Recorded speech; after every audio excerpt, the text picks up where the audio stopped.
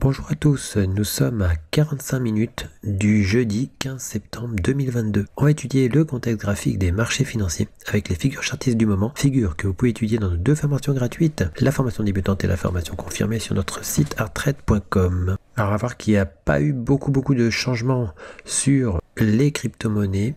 On commence par le Litecoin où on avait repéré un triangle symétrique bleu.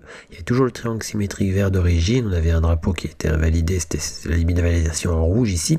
Et puis on s'est aperçu qu'il y avait donc aussi un biseau avec la résistance ici et le même support que celui du triangle symétrique. Sur le LTC USD toujours, on avait aussi le triangle, le rectangle avec le plat en bas ici. Et la résistance qui avait cassé, on était revenu à l'intérieur mais finalement on est reparti au-dessus, on a fait l'objectif du plus haut, encore l'objectif H, et on fait un retour sur le triangle symétrique bleu et même un petit peu à l'intérieur. Alors le triangle symétrique bleu a des objectifs très haussiers comme vous le voyez ici.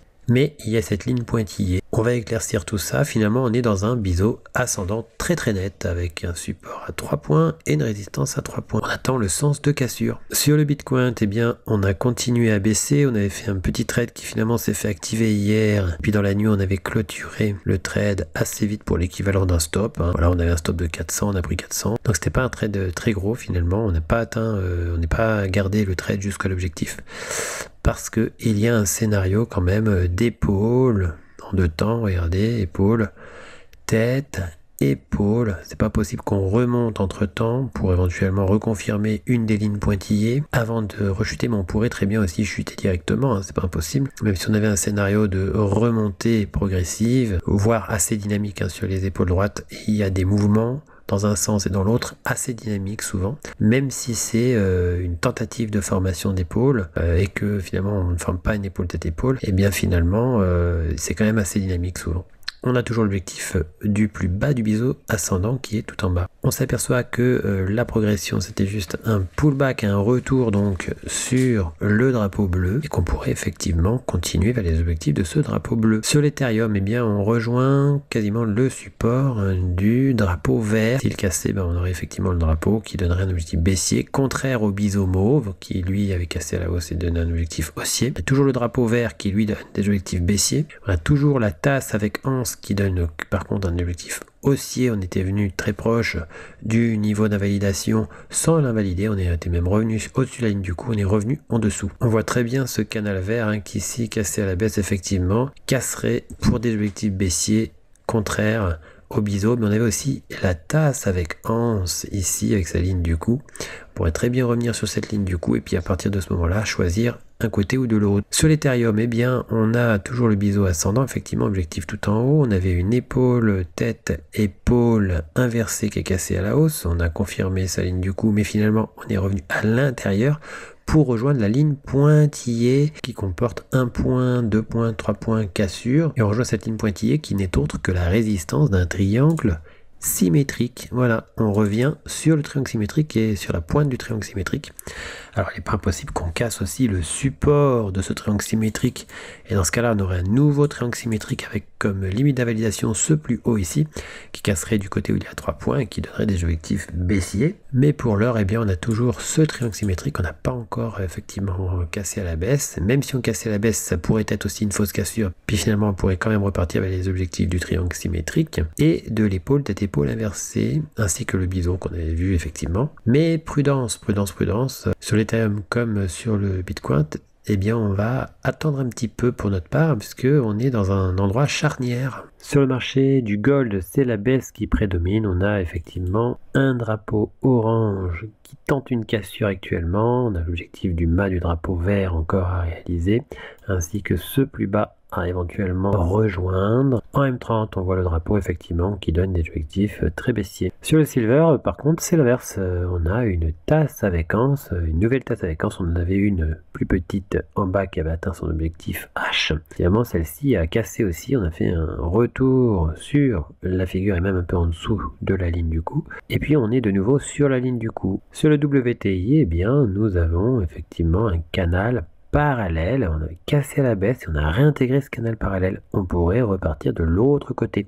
On avait un ordre différé pour le cas où on reviendrait sur ce plus bas ici. Et puis finalement, on a supprimé cet ordre différé qui n'a jamais été activé. Sur le CAC 40, on a toujours l'idée d'un scénario d'épaule, tête, épaule inversée qui pourrait être créé. On avait buté contre la résistance d'un ancien canal parallèle. On pourrait, dans les jours qui viennent, pourquoi pas remonter au-dessus, ce qui proposerait effectivement ce scénario qui ne sera validé que si on casse effectivement la ligne du coup mauve. Toujours sur le CAC 40, mais en M5, eh bien on s'est aperçu qu'il y avait un triangle rectangle particulièrement net qui avait cassé ici. On s'est reprécipité à l'intérieur, on est revenu au-dessus et finalement on pourrait quand même finir par remonter, donc repartir vers cet objectif, même si en M5, les objectifs correspondent à une belle remontée par rapport à la chute qu'il y avait eu. Alors, sur le compte FTMO, eh bien, comme c'est un autre broker que le compte FX Pro, eh bien, nous avons sur le CAC 40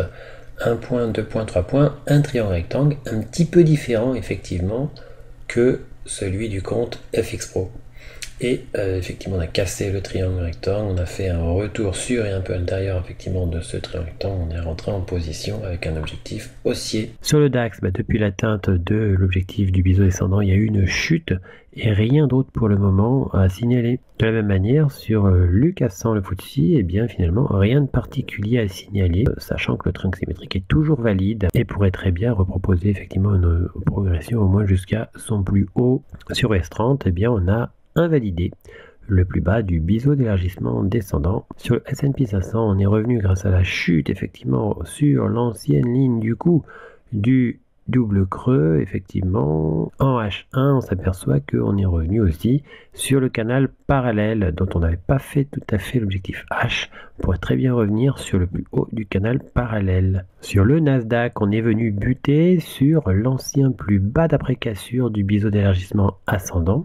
Cette ligne jaune, on a un autre obstacle plus bas, mais on bute contre celui-ci. On pourrait très bien revenir sur le biseau d'élargissement ascendant. Rappelons qu'il y a en haut des épaules, tête-épaule, une jaune avec une ligne du coup horizontale et une ligne du coup oblique pour l'autre épaule tête-épaule. Les deux épaules tête-épaule ont un objectif maximal de tout en bas de la tendance qui précédait la formation des épaules tête-épaule, c'est-à-dire le plus bas aussi du biseau d'élargissement ascendant.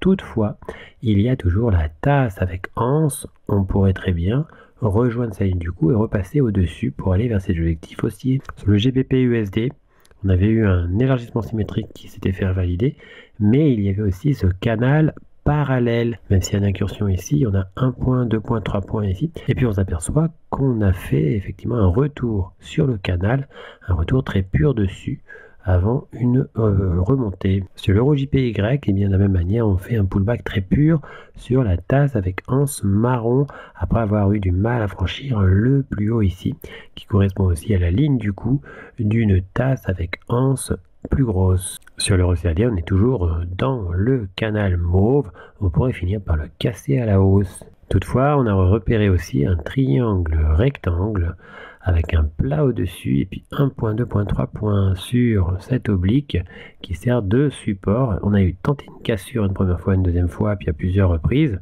On pourrait très bien partir à la baisse vers les objectifs chartistes du triangle rectangle, mais il y a aussi une épaule, tête-épaule inversée qui avait cassé. On avait rencontré effectivement ce plus haut, on n'était pas loin. Et ensuite, on repasse sous la ligne du coup de l'épaule tête-épaule inversée, mais le niveau d'invalidation est encore un peu plus loin, il n'a pas été atteint, donc les deux figures se confrontent. Sur le NZD-CHF, on s'approche toujours de l'objectif H du biseau d'élargissement ascendant à angle droit. Sur le AUD-CHF, c'est la même chose, on a fait le demi-objectif, il reste l'objectif H à faire sur cet élargissement symétrique.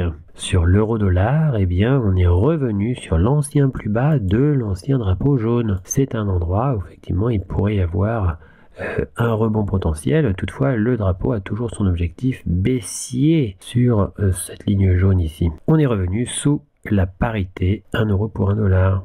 Sur le AUD-JPY, on a eu du mal à franchir durablement le plus haut majeur bleu, là, ici, qui se trouvait remarqué en daily et weekly. Et on revient donc sous ce niveau. Ce NZDJPY, le rectangle avait cassé à la hausse, on a fait effectivement un retour dessus puis on a rebondi. Mais ce plus haut, qui est le plus haut d'après cassure, eh bien n'a pas pu être franchi durablement et on réintègre fortement le rectangle. Toutefois, on pourrait très bien rentrer même encore plus dans le rectangle. Pour autant, on pourrait quand même finir par en sortir et aller vers ses objectifs chartistes. Mais ce plus haut a joué son rôle d'obstacle. Sur le GBP-JPY, le triangle symétrique qui n'est effectivement pas très net et qui avait fait un troisième point sur sa résistance avant de casser rapidement avant les 70%, et pas validé trop ce triangle effectivement, on avait rencontré ce plus haut et on revient sur le triangle symétrique. Sur le GBP-AUD, on est revenu sur le rectangle de continuation et donc cela ressemble à un simple pullback. On pourrait très bien repartir vers les objectifs du rectangle de continuation. En H1, toujours sur le GBP-AUD, on s'aperçoit qu'on a tapé une troisième fois sur une résistance oblique et comme on a un plat en dessous, on a toujours l'idée d'un biseau d'élargissement ascendant à angle droit possible.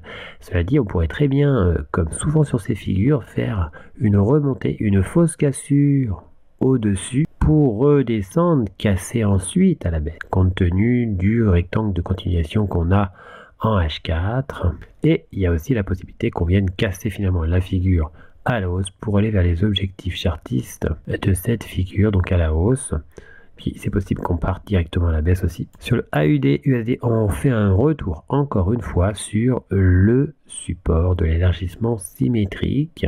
Et on verra si on casse ou pas cet élargissement symétrique à la baisse. En H4, c'est vrai qu'on avait une épaule, tête-épaule. Et on avait cassé, on a fait un plus bas d'après cassure ici.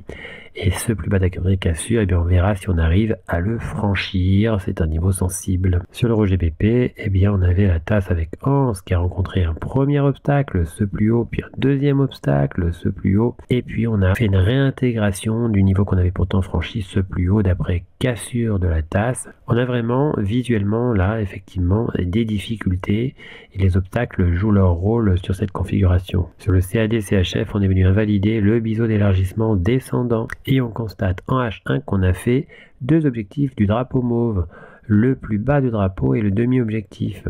Il n'est pas impossible de repartir ensuite vers les objectifs suivants. Sur l'euro AUD, on est venu très proche du plus haut du canal parallèle. On pourrait être aspiré vers ce plus haut. Sur l'USD CAD, on revient aux abords de ce plus haut qu'on a vraiment du mal à rejoindre et donc à franchir. Et effectivement, on verra si l'obstacle joue son rôle ou pas. On est avec un triangle symétrique qui donne des objectifs haussiers, mais on a aussi un canal parallèle qui pourrait très bien casser à la baisse. Cela formerait alors un drapeau. Le GBP-NZD, eh bien, on s'est aperçu qu'on avait toujours le triple top et ses objectifs ainsi que le triangle symétrique aussi, mais on est dans un canal parallèle, un point, deux points, un point, petite incursion, deux points, et puis finalement, on a cassé ce canal parallèle et on est revenu au-dessus de la ligne du coup du triple top. Toutefois, on s'aperçoit qu'on est peut-être effectivement dans un canal parallèle vers, si cela se confirmait qu'il y avait une cassure ensuite baissière, eh bien ce canal vert se transformerait alors en drapeau. Pour recevoir gratuitement les nouvelles figures chartistes